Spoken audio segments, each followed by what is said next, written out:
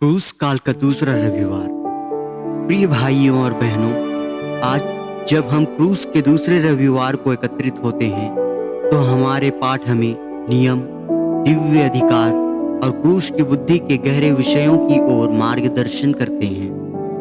उत्पत्ति ग्रंथ अध्याय 9 पद संख्या 8 से 17 में हम देखते हैं कि ईश्वर ने नूह के साथ एक ऐसे नियम स्थापित की जिसे इंद्रधनुष के द्वारा प्रतिकृत किया गया। यह विधान दया और विश्वास का वादा है, एक स्मरण कि ईश्वर अपने सृजन के प्रति सदा प्रतिबद्ध हैं, भले ही उन्होंने जल प्रलय के द्वारा न्याय किया हो। दानियल का ग्रंथ अध्याय 7 पद संख्या 9 से 14 में एक अद्भुत दृश्य प्रस्तुत करता है जिसमें प्राचीन और मानव पुत्र के रूप में मसीह का शाश्वत अधिकार और प्रभुत्व दिखाया गया है।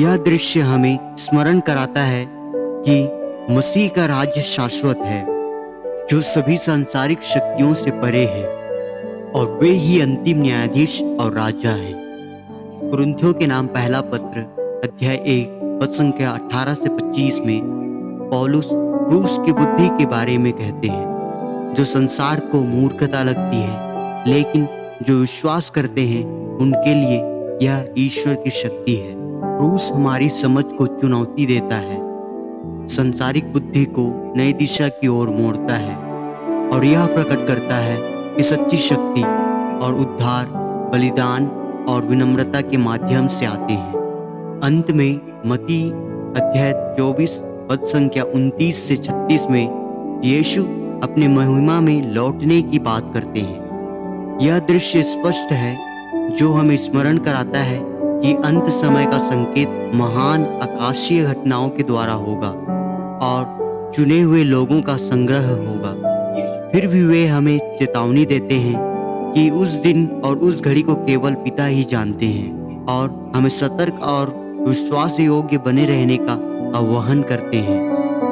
इन पाठों के माध्यम से हमें ईश्वर की विधान पर भरोसा रखने, मसीह के सर्वोच्च अधिकार को मान्यता देने, क्रूस की बुद्धि को अपनाने और उनके आगमन के लिए तैयार रहने का आह्वान किया जाता है। जब हम क्रूस का चिंतन करते हैं तो हमें याद रखना चाहिए कि इसी पीड़ा के प्रतीक के माध्यम से हमें सबसे बड़ी आशा और विजय प्राप्त होती है। आइए हम अपने जीवन में विश्वास के साथ क्रूस को धारण करें, यह जानते हुए कि यह हमें मसीह के शाश्वत जीवन की ओर ले जाता है। आमीन।